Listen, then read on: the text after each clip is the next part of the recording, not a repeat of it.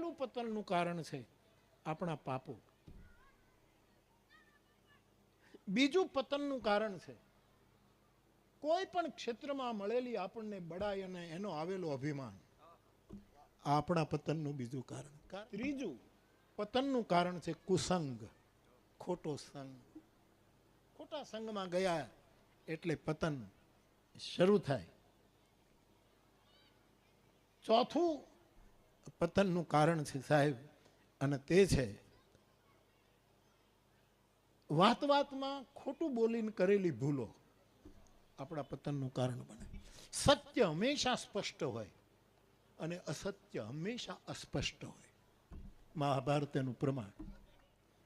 આપણા દ્વારા થતી અમુક ભૂલો રાગદ્વેષને કારણે એ પણ એક કારણ છે આપણા પતનનું.